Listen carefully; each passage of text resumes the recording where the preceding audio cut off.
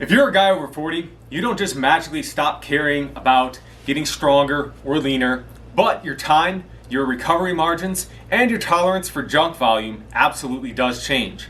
And that's why a lot of guys are seeing more interest in higher intensity, shorter workouts, and there is a resurgence in the popularity of HIIT training, popularized by guys like Mike Mentzer, Dorian Yates, and Arthur Jones, the creator of the Nautilus training system. High intensity training promises something that every busy guy over 40 wants. Minimal time in the gym while still delivering meaningful results. High intensity training delivers this through one maximal all-out set to failure. Recently, one of my favorite fitness YouTubers, Daniel from Fitness FAQs, came out with a video talking about how he's switched his calisthenics training to be more of a high intensity approach. He made a lot of really good points in his video, most of which I agree with, but he did leave out some important nuance, especially if you're a guy over 40 who wants to continue to train hard while not breaking down. So in today's video, I'm going to give you a clear, honest breakdown of high volume versus high intensity training, where it fits and where it doesn't. If you're new to this channel, you haven't watched the channel before, my name is Aaron Kubitz. I'm the founder of Functional Aesthetics of Eau Claire, and for over 20 years I've helped busy guys get leaner, stronger, and more athletic without living their life in the gym. If you've been around the fitness or bodybuilding space for a while, you know that the standard approach to building muscle and strength is to do multiple sets of multiple reps, depending on whether you're doing bodybuilding or powerlifting, to achieve overall volume, especially in the bodybuilding end of things, for maximal muscle size. Now, guys in the HIIT space, or high intensity training, argue that it's only the last couple of reps of each set that are actually driving growth or strength gains, and that everything leading up to that is more or less junk volume or wasted reps. Essentially, you're doing a bunch of reps to get you to that point where your body, you're actually overloading the muscle and taxing the muscles enough to produce a training stimulus, right? So they argue that instead of doing multiple sub-maximal sets to accumulate more volume, instead you should just do the minimal amount to get your body warmed up and then just do one set to all-out failure. So is this true, or is it not, or is it contextual? That's what we're going to talk about in today's video. So the first point that Daniel made in his video was talking about how when he used to do his calisthenics training, he'd be doing 3 to 4 sets per exercise. So he'd be accumulating a decent amount of volume. But what he found is that when he would be on the road or traveling or whatever, or you have a really busy schedule with work, that he'd oftentimes not be able to get in that full amount of volume, right?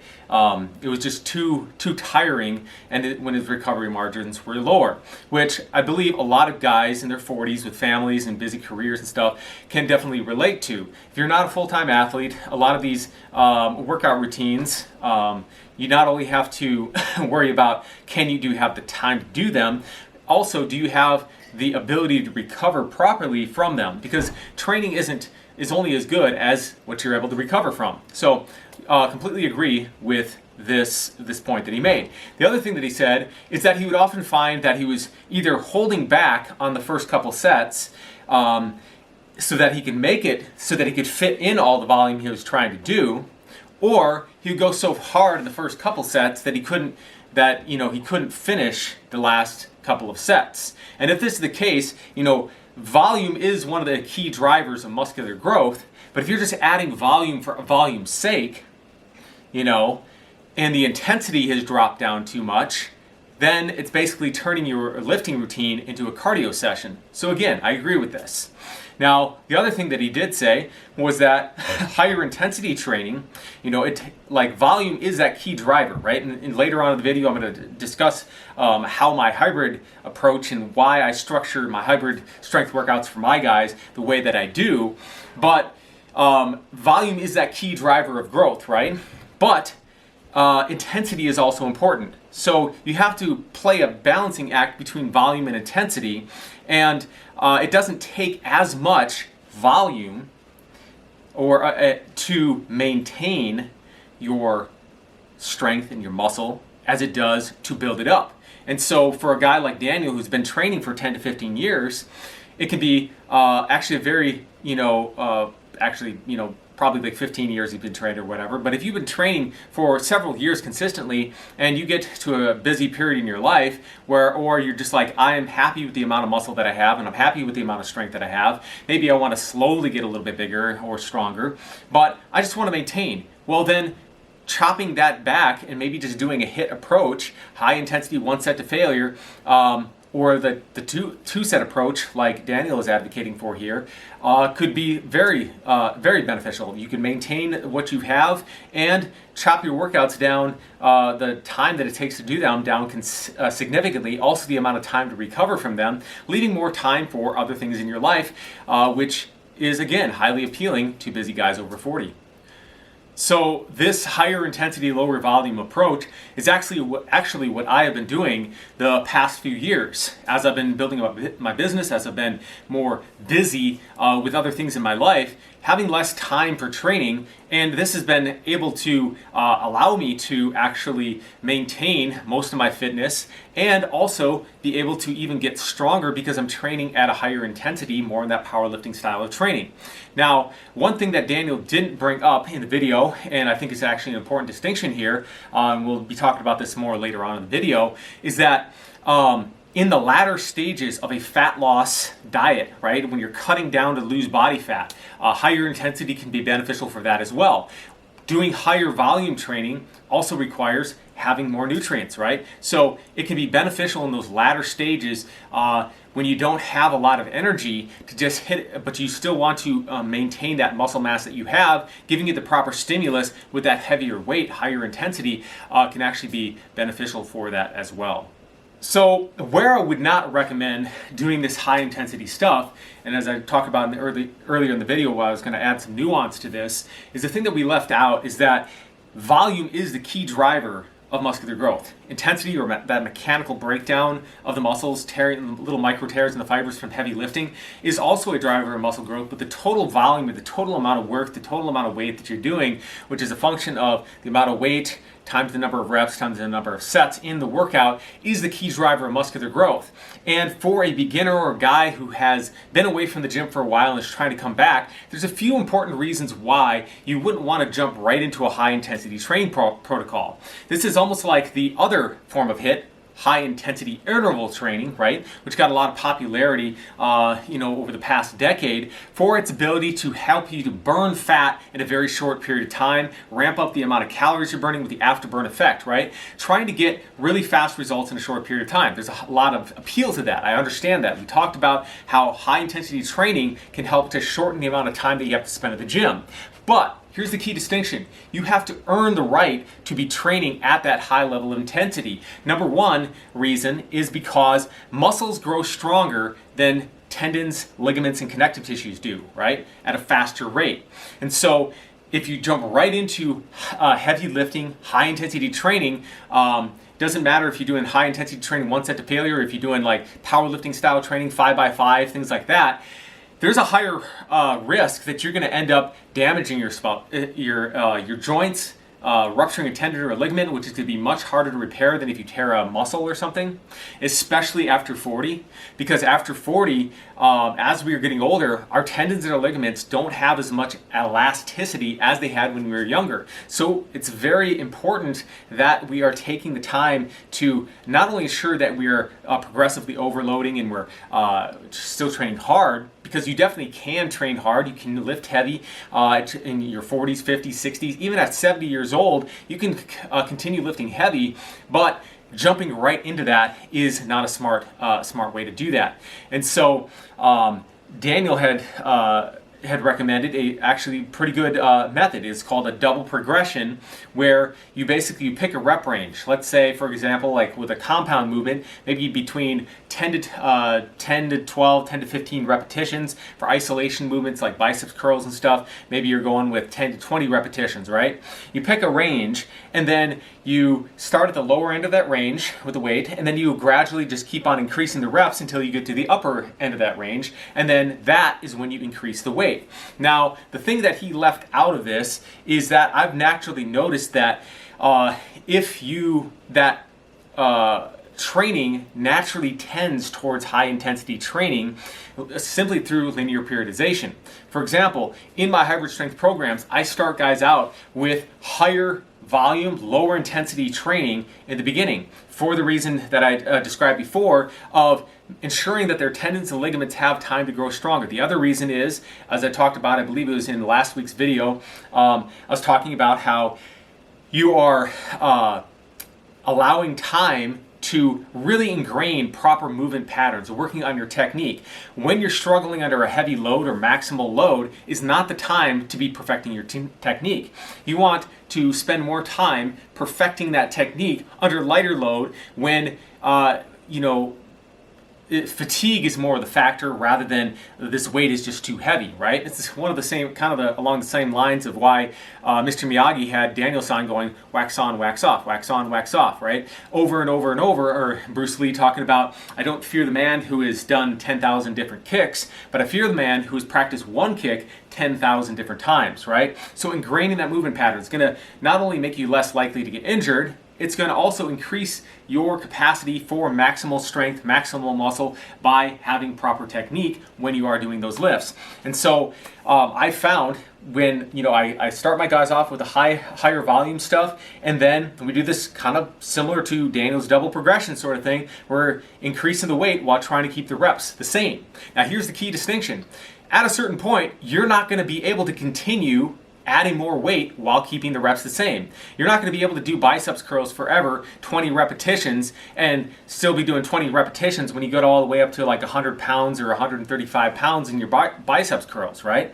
So naturally, the intensity as it goes up, the volume is naturally going to come down, okay? So rather than jumping in and saying, oh, a high intensity training is the most efficient, fastest, effective way to get there, no, you have to take some time. And this is why I progress my guys from the high volume endurance stuff. And I've done other videos talking about the benefits of endurance and why guys should start off with endurance. I'm not going to recap that all here in this video. You can go check back on the channel and see some of the videos that I made about that. But then we go into bodybuilding stuff, right? So a little bit higher intensity, a little lower volume, then into powerlifting, then it's speed, power, and agility, right? And then in later phases, I show you how to actually make this into hybrid training, where we actually blend these together within training blocks within a week, and then actually sometimes within individual workouts, blending them together as well, so that you can keep that high-level athletic conditioning in a very short period of time. Remember, as I said at the beginning of the video, it's much harder to build the muscle, it's much harder to build the capacity, the strength, the endurance, the power, the speed, and athleticism than it is to maintain it. So once you've built that, after going through these progressions, maybe it takes you a year or more to get to that level of going through all these different progressions, but once you get there, you can maintain a very high level of fitness in 20 to 30 minutes a day by the strategic blend of these things that I call hybrid strength training, right? But jumping right into that is not the best way to do it. It's going to set you up for more injury. It's going to decrease the results that you get, because it's like trying to drop an oak log on a little bit of a fire that you got going, like on a match or something. You got to build that fire up. You got to build your resilience. You got to build your base capacity so that you can handle that higher intensity, handle that higher volume. All right, so the last and perhaps the most important point that I want to bring up, this bit of nuance that was not covered in Daniel's video, is the issue of nutrition. Now, when most guys think about diet, they think about diet in the context of losing weight, dropping body fat, right? But diet is equally important for performance. You can't diet is what supports the training that you're doing. Now, a lot of guys, if you're, eating plenty of calories, if you're eating junk and stuff like that, you generally are not going to have to worry about getting enough calories in. But if you do also care about how your physique looks, you actually want to be lean, you want to be muscular, you don't want to just be a teddy bear and just be big and strong. You actually want to look like a ripped warrior or something like that. You want to look aesthetic or something, you want to look athletic or whatever. Maybe not, bodybuilding shredded or whatever, but you want to look like you actually train. You want to look fit, not just big and strong, right? Like a farm boy or something. Nothing against the farm boys. But if that matters to you, then the nutrition is actually very important too, and not just from the fat loss aspect either. So if you're going to be doing high volume training, right, to build your muscles up, you need to ensure that you're taking in enough calories and especially carbohydrates to ensure that you're able to actually get through and do all that training, right? This is why I talked about earlier in the video that the high intensity approach can actually be good when towards the latter stages of cut, when you don't have as much energy, as much nutrition in there. But when you're trying to build muscle up, the key driver of muscular growth is overall volume, meaning you're going to have to do more work. So you not only have to take in enough calories to compensate for the work that you're doing in the gym to allow you to get through those workouts, you also need a slight surplus to ensure that you're not just burning off energy, you actually leave enough so that your body can take that extra protein you're taking in and to convert it into muscle and not just burn the protein for energy. Okay? So very important that you're matching your nutrition to the stage of the training that you're at. And that's another thing that we cover inside of the hybrid strength stuff. Depending on what stage of your training that you're at is how we determine what your nutrition should look like, so that you are not only achieving your aesthetic goal, but you're also able to keep up with the demands of your training and be able to recover adequately from that. So in summary, there's value in all styles of training, right? But whether or not that training style is appropriate for you is not because it's trending or it's currently popular, but it's going to come down to a combination of your genetics, your lifestyle, your training goals, the amount of time that you have to recover. Those different things are going to influence whether or not a particular approach to training is going to be optimal or ideal for you.